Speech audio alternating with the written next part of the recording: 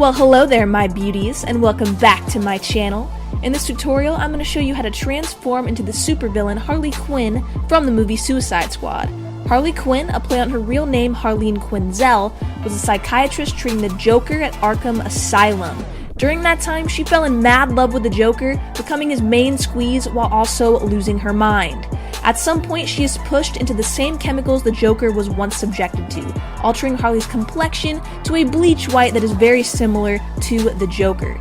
She's extremely athletic, dangerous, and her devotion to the Joker makes her downright lethal. Today, I'm going to show you Puddins how to recreate Harley Quinn's makeup look from the movie Suicide Squad. If you want to know how to achieve her look, then just keep on watching. So let's take care of those eyes by popping in some blue contacts.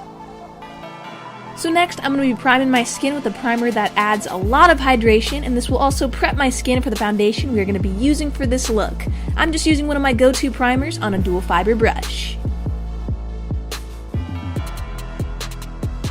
So Harley's skin is pretty pale, and it was not naturally like this. Her skin was bleached after being pushed into a vat of chemicals, so to recreate that bleach white complexion, I'm going to be using a super light foundation mixed with a white foundation mixer. Blend this onto your skin until you fade into the background. Really though, keep working until you've reached the desired paleness. I have a light to medium skin tone, so I had to keep on layering and layering until I got that desired color. So next I'm going to set my face using a white face powder to lock all that foundation in so it doesn't go anywhere. This also adds more coverage and a lot more pigment to this white base we're creating. Next I'm going to be contouring with a very cool tone powder that will not add any warmth to my face but will help me sculpt it into Harley's bone structure. I took this powder into the hollows of my cheeks and then I contoured my nose to make it appear thinner. I went back into the white face powder to help everything blend together seamlessly. I also wanted to draw some attention to my nose, so I did add some highlight to the bridge to create some dimension. That way my nose won't just disappear into the rest of my face. I'm going to be filling in my brows with an ashy taupe colored brow powder, and I'm not going to be changing up the shape very much because me and Harley have a very similar shape going on. I'm just going to extend my arch and add that darkness back into my brows.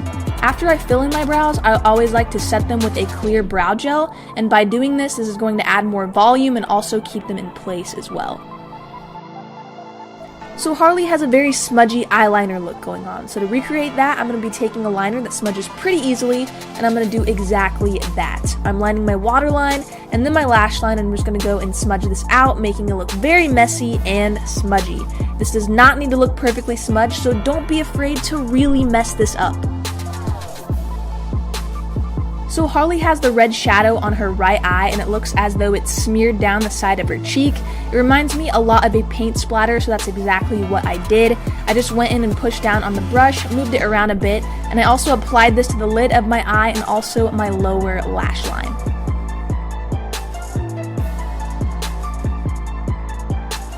On Harley's left side, she has the blue, and I'm just taking an aqua shade and applying this the same way I did with the red, but exaggerating it a little bit more.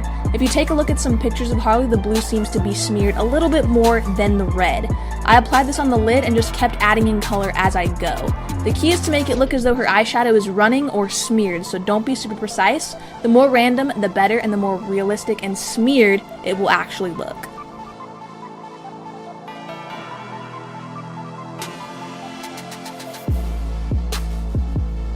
So next, I did apply some mascara and some natural looking false lashes. I used the mascara to blend my real lashes into the falsies. I went in and drew the heart tattoo on Harley's cheek using a liquid liner. Just take your time with this and make sure the heart is on the tip of your cheek, right where your lash line ends. After I drew in the heart, I went in and drew the rotten tattoo that she has by her mouth. Start a little farther back and take your time with this. Drawing backwards lettering is not the easiest thing, and what helps me is taking a look at a reference picture and going one step at a time, even if it takes a while. To make these tattoos look real, I went back into the white face powder and I layered it on top of the tattoos to make it look as though they're beneath the skin and not just sitting on top.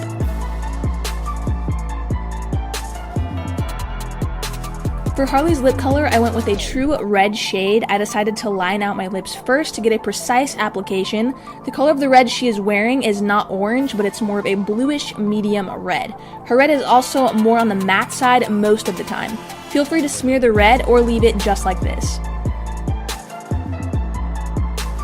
So like I've mentioned before, Harley does have super pale skin, so if you are cosplaying her character or taking any full body photos, you might want to replicate her skin tone using a water activated paint or a body paint. What I did first was wet my brush, dipped into some body paint, and basically painted the areas that will be showing, which is a lot because Harley's costume is pretty revealing. To blend out the body paint, I used a damp sponge until there was no streaks or any patchiness left.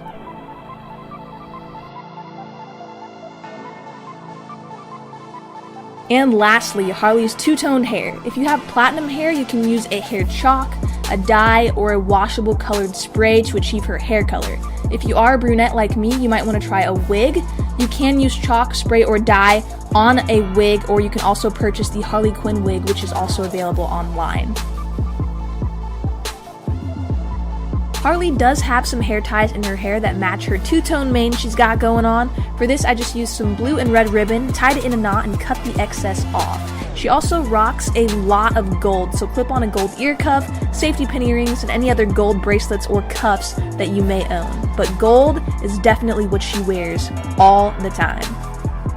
So this is my finished look on the supervillain Harley Quinn from the movie Suicide Squad. I hope you puddins enjoyed this tutorial, and make sure you let me know who you'd like to see me cosplay next. Don't forget to like and subscribe, and I'll see you in my next video.